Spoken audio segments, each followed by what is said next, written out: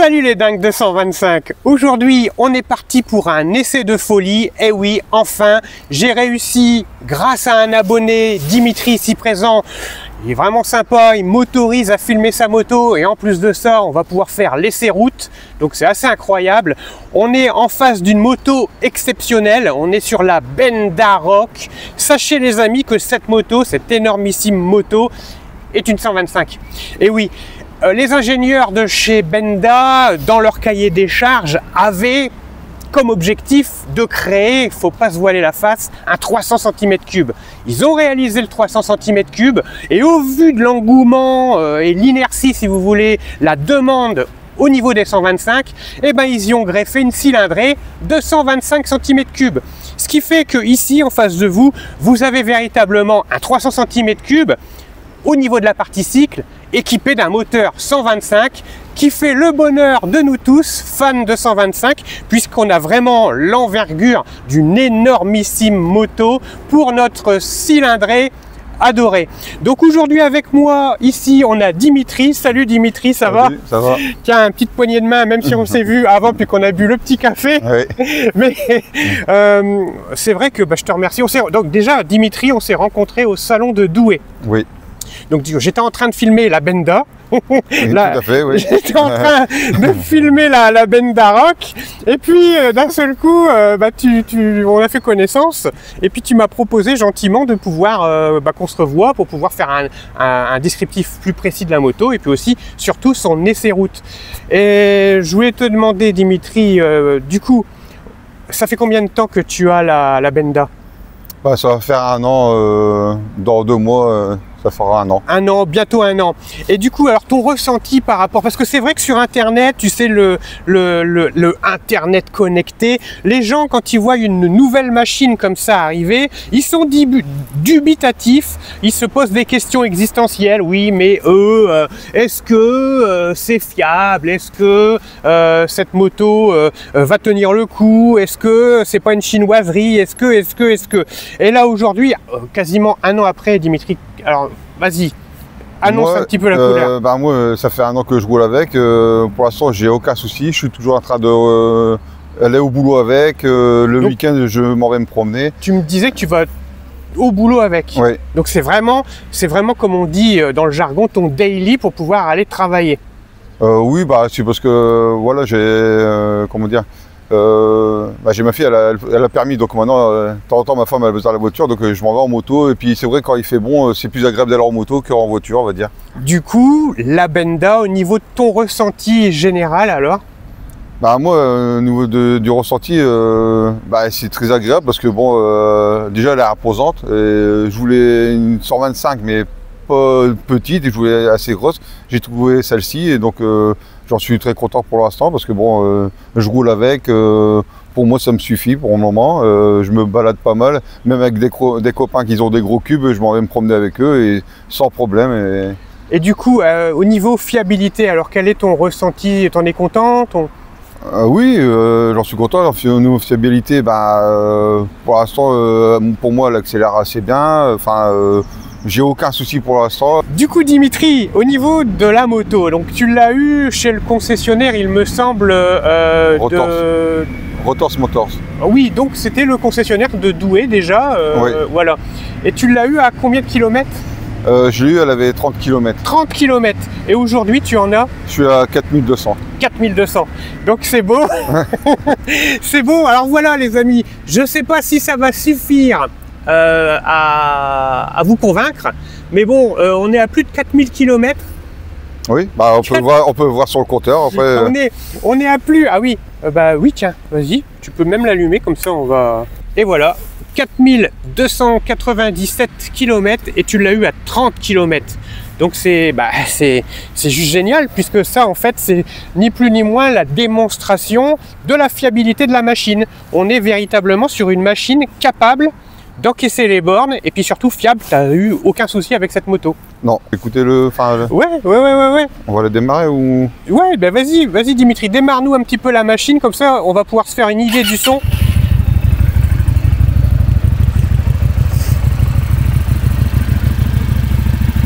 Vas-y, donne des...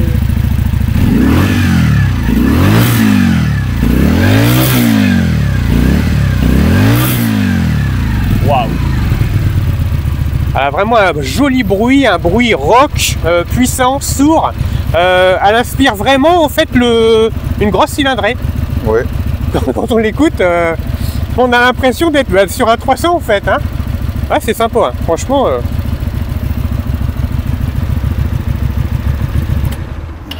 Donc la Bendarok, eh ben, en fait, c'est une moto qui est affichée à 5 299 €. Faut savoir que la 300, elle est 100 ou 200 € seulement plus chère. Hein. Je crois qu'il y a 200 € d'écart qui sépare la 125 de la 300.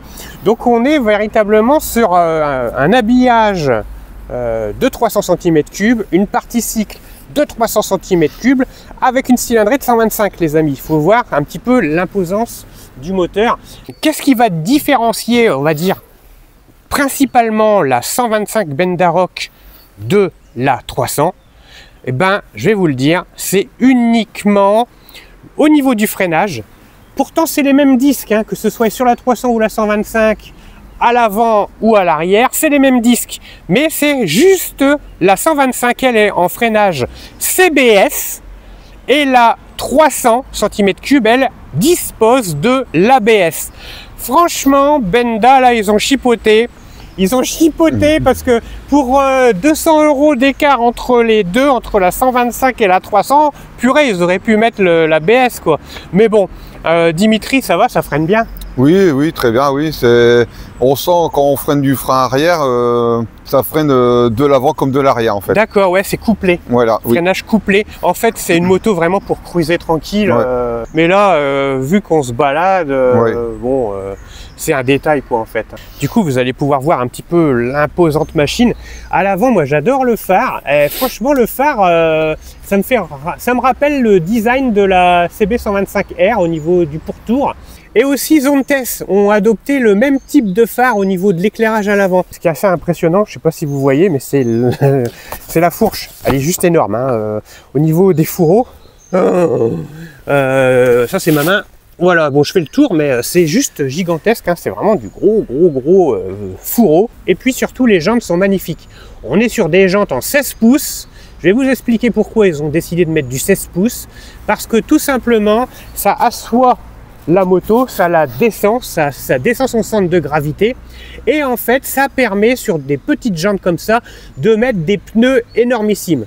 Il faut savoir un truc, c'est que sur cette moto à l'avant, on est sur une monte qui est couramment utilisée à l'arrière des motos. Et ouais, on est sur du 130 mm de large. Et à l'arrière, toujours une jante en 16 pouces, alors là le pneu gigantesque, 150. Bon, 150 mm à l'arrière, c'est gros. Ça se démocratise en ce moment sur les 125, mais pas toutes, hein, vraiment pas toutes. Mais néanmoins, sachez que 150 à l'arrière, 130 à l'avant. Au niveau du freinage, c'est énormissime. Je crois qu'à l'avant, on est sur du diamètre de disque 300 mm. À l'arrière, on est sur du 240 mm. Alors, particularité de cette moto, en fait, on est sur une transmission par courroie. Ça, c'est super. Parce que, je vais vous dire un truc, les chaînes, ça en fout partout. Moi, je viens de graisser ma Varadero là et ma jante arrière est noire, grise déjà, à cause des projections de graisse. Et là, vous avez plus ce problème-là. Plus de soucis de projection de graisse, plus de soucis d'entretien. Hein.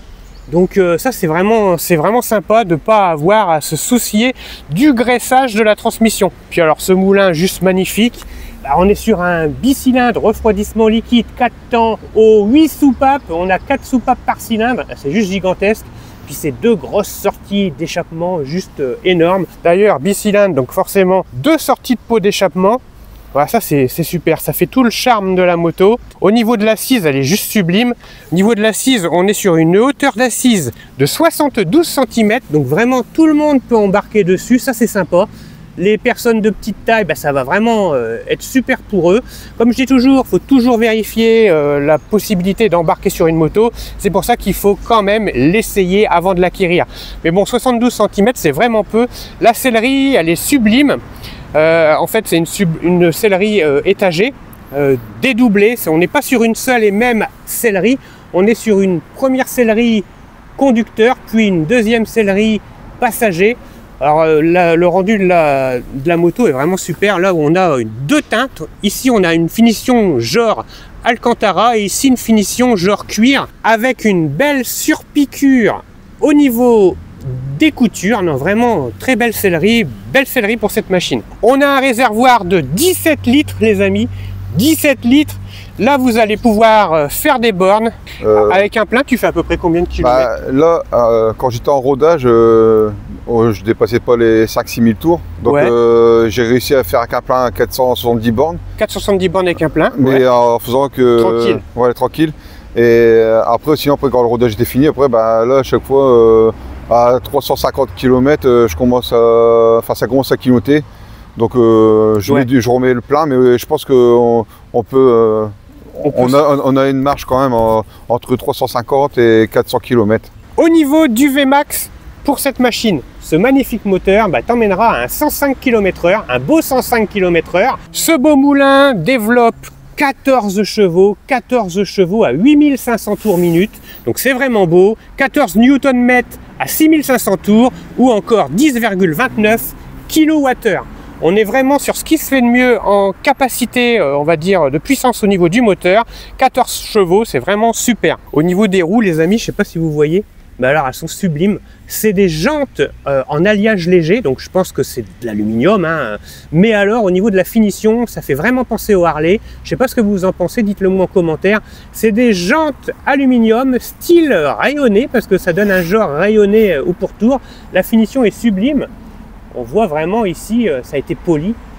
Ah, vraiment très très belle jante pour cette machine. Au niveau du compteur, alors Dimitri, tu peux peut-être nous expliquer un petit peu ce qu'on y retrouve dessus? On retrouve le kilométrique de la moto complète. Ouais. Ici pour le contour, le kilométrage journalier avec avec le plein. Ouais.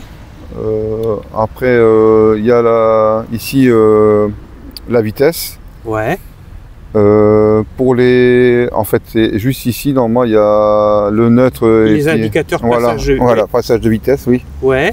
Autour, tu as le compte-tours, donc la périphérie, jusqu'à 11 000 tours minute. Oui. Tu as la jauge à essence aussi dessus. Oui, oui, là, ici en bas. Juste là en bas. Et puis, tu as l'heure, l'indication de l'heure. Oui.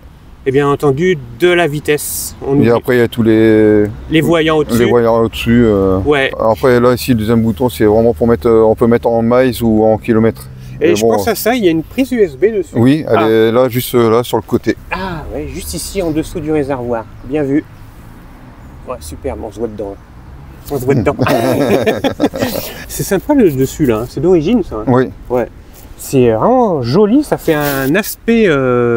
Ça fait un aspect moderne en fait, hein. Vraiment joli, ça a du style, elle est jolie. On retrouve ça ici aussi sur les côtés. Ah ouais? D'accord. La même chose, on retrouve sur le côté. Ah oui. Ah ouais, ouais. Puis c'est du plastique, tu sais, qui prend pas le marquage de doigt. Ouais. Ça se salit pas quoi, tu vois. Ça fait un aspect satiné et en même temps, ça reste toujours propre. Ouais. C'est sympa ça, hein. Au niveau de l'éclairage arrière, vraiment joli aussi. Avec son éclairage full LED, on est en full LED hein, bien entendu. Avec ses rétroviseurs en bout de guidon. Ouais, du coup, tu me disais quoi, Dimitri, au niveau du phare? Du phare, en fait, ce qui est bien, moi j'adore, j'aimais bien aussi, c'est parce qu'on voyait marqué Bendel et l'éclairage c'est marqué Bendel, on voit. Ouais, c'est sympa. Et puis au niveau de l'accessibilité, au niveau des fluides, c'est bien foutu. On a quand même un accès direct. Au niveau des commodos, on y retrouve tout au bon fonctionnement de la machine. À droite, on a le bouton starter pour démarrer et bien sûr le coupe-circuit. À gauche, on y retrouve les warnings, le bouton klaxon, les indicateurs de changement de direction, bien sûr plein phare, feu de croisement et sur le devant, le bouton pour pouvoir faire des appels de phare, la trappe à essence. Hop, vraiment sympa avec son pourtour finition aluminium, visserie inox, CHC BTR. Vraiment une belle trappe à essence, des plus sportifs. Les amortisseurs ont vraiment un très très gros débattement.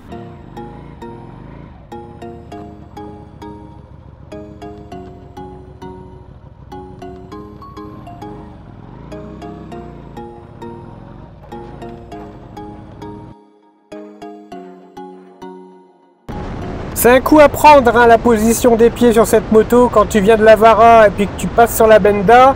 Il y a un temps d'adaptation les amis, les pieds en avant, mais franchement, on est vraiment bien installé. C'est un fauteuil les amis, stressless, je vous garantis. Première, deuxième, 47, 75, 80 les amis. Ouais, franchement, elle répond bien, elle a vraiment un moteur performant. En fait, malgré ses 200 kg, elle bouge vraiment bien.